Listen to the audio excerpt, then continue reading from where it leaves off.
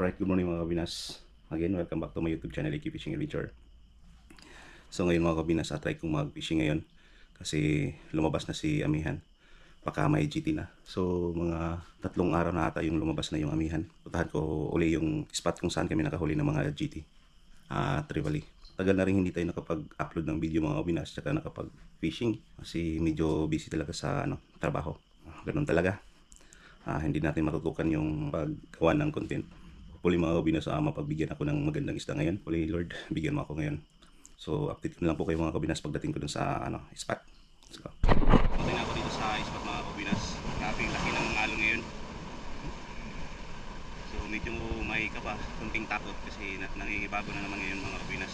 Nangingibago ako kasi 1 year na rin yung hindi nakapunta sa spot na to. Sana mapagbigyan tayo ng magandang isda ngayon. Hopefully Lord. So mag-sit up na ako mga kabinas. Ito pala yung mga lure ko. Gawa ko lang mga kabinas. Ito yung mackerel, matang baka, sardines type. Nasa mga 40 grams yung bigat nito. Tamang tama talaga yung panahon mga kabinas. Lakas yung alon ngayon, tsaka malakas din yung hangin. Pero may buwan pa mga kabinas. Try na lang natin. Iwan ko lang kung makahuli pa tayo ngayon. Sana mapagbigyan tayo. Sit up pala natin. Reel natin ay Shimano Sporo 10,000 series. Fishing rod natin ay Pro GT Monster. Popping rod po siya mga kabinas. Medium light siya pero PE5. Lure weight niya ay 120 grams. So 8 feet po siya mga kabinas. Then yung braid line natin ay isang lang siglon PE5. Then yung leader line natin ay 80 pounds din. Lure natin ay DIY gawa ko. So ayun. Antay ko lang mga kabinas na liwanag kunti. Nakakatakot din mga kabinas. Medyo may takot kunti at saka baba. Kasi mayroon tayo nakabalik sa spot na to. Hirap yung daan. May pangpang na dinadaanan ko. Tapos medyo malayo din. 30 minutes ko yung biyahe bago narating ko yung spot na to. Medyo klaro na mga kabinas. Maliwanag na rin ko. So mag-umpisa na tayo.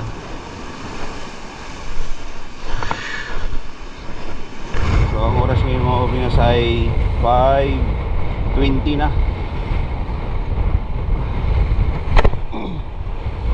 Medyo maaga tayo dito nakarating. So siguro sa susunod mga 4:30 na siguro yung biyahe natin punta dito para pagdating natin dito mga 5 na. Mag-uumpisa tayo ng mga 5:20 ganun.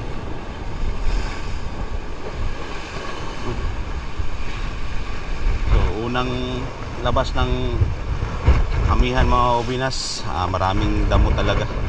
Seaweeds na matatanggal. Ang daming seaweeds ngayon.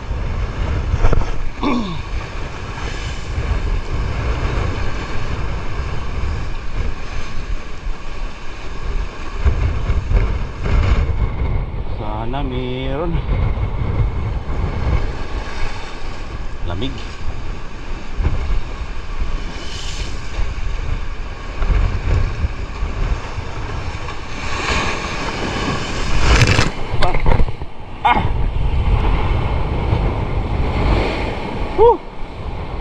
Basa na tayo.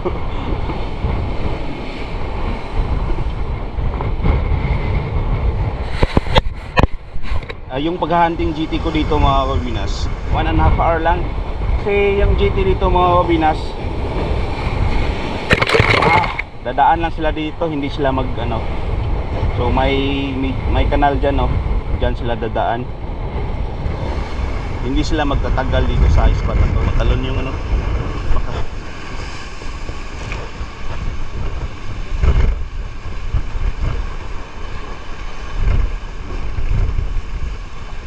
may tumatalon na sardines.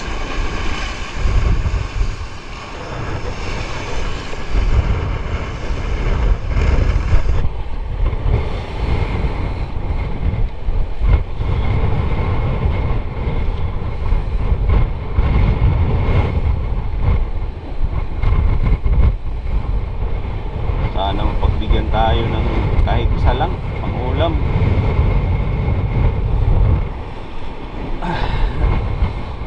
Sana makatikim tayo ng hila ng Trevally ngayon.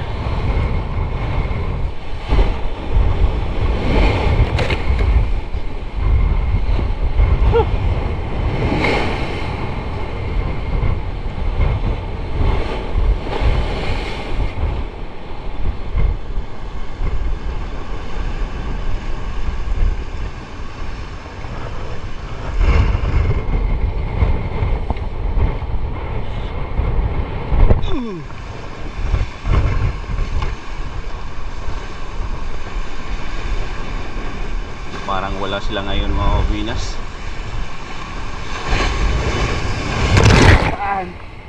Ah!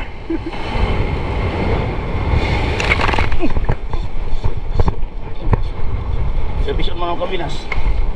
Isot siya. Ah!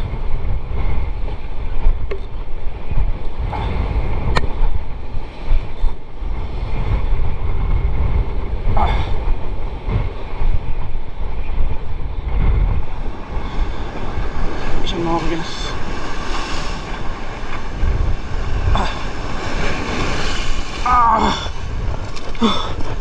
Yan. Napabigyan tayo mga kabinas.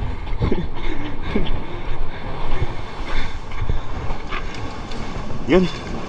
Nasa mga 3 kilos. Teka lang. Nawalan ako pag-asa sana kanina. Meron pa to mga kabinas.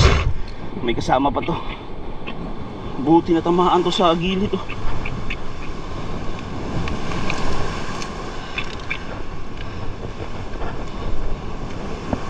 Yan. 3 kilos ata to. Yun. Unang GT natin sa unang paglabas ng amihan. Yan, dyan muna yan. Balikan natin agad.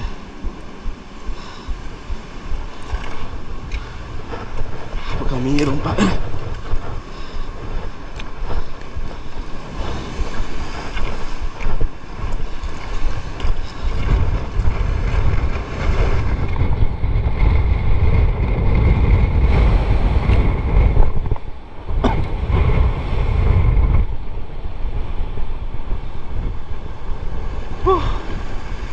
Yan, napagbigyan tayo mga kabinas.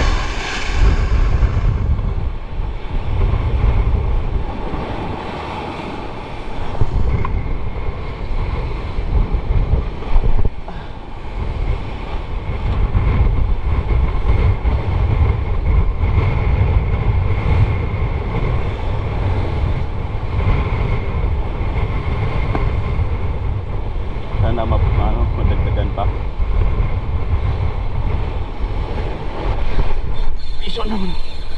Isa naman mga kabinas.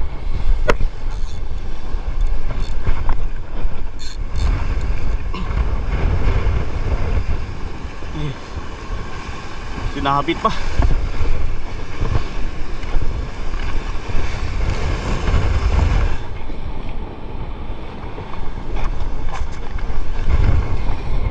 Yan, natanggal mga kabinas. Buti natanggal.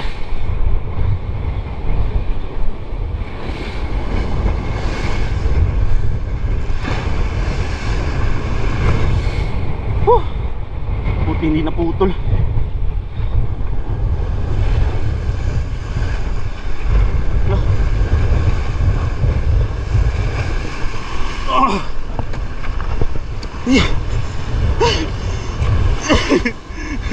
Pangalawa mo kabinas.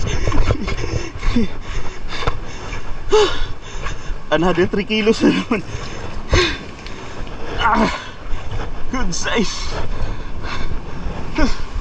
Sinabit pa.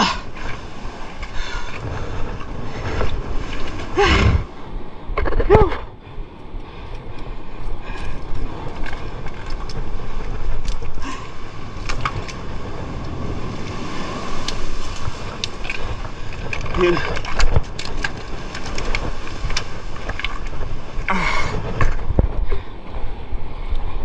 So yun, pangalawa. Iligay ko muna dito sa may ano para hindi siya mamatay. Yan. Dito mga kabinas. Diyan muna sila para hindi mamatay.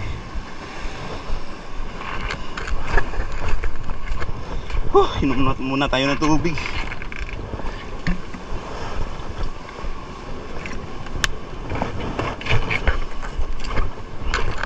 Sinabit pa niya mga kabinas. Kaya check natin yung linya.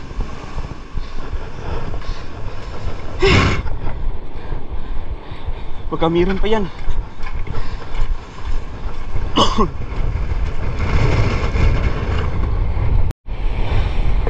Pangalawa yun mga kabinas.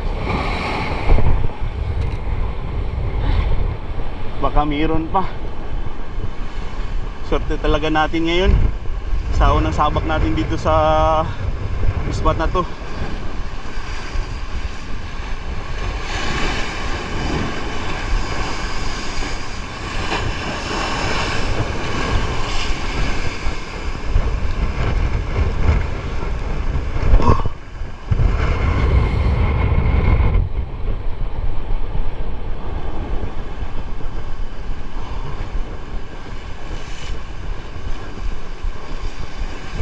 Fish on mga kabinas. Fish on.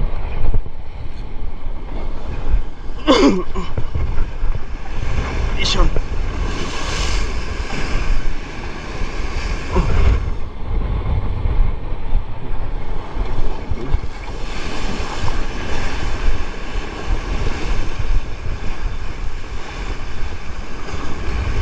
Pangatlo itong mga kabinas na matagmala natin.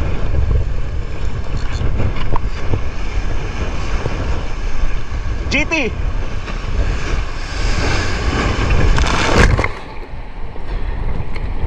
Trevally. I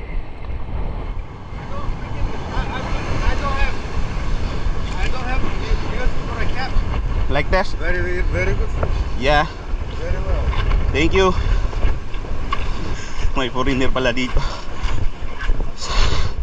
So pangatlo itong mga kabinas. 4 kilos ata to.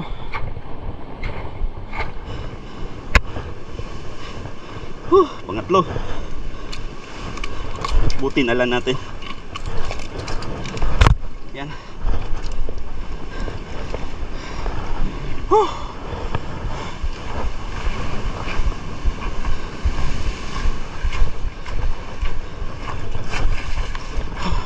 Uwi na tayo mga kabinas.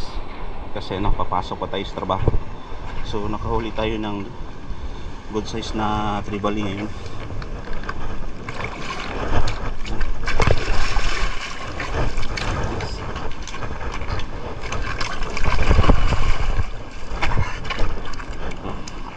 Tatlo yung huli natin.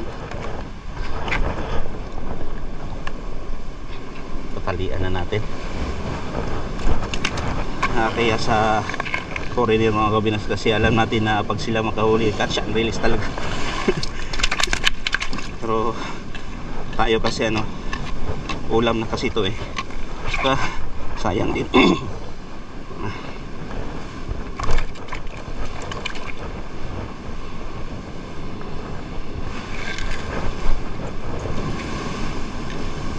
Natuhog ko na yung tatlo. Mabigat din.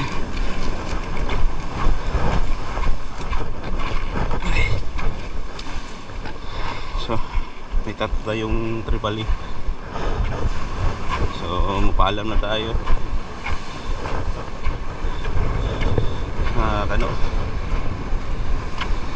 I'm going home. What's your name? Emilio. Yeah, Kevin. Nice to meet you. Nice to meet you. Nice. Think about this is too weak. Eh?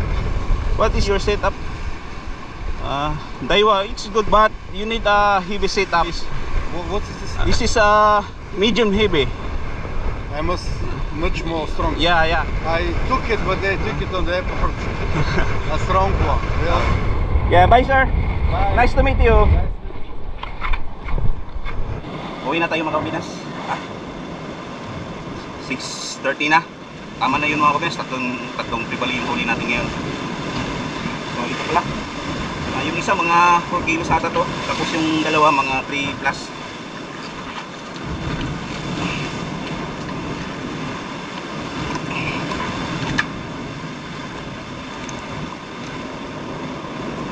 So ito po mga kabinas.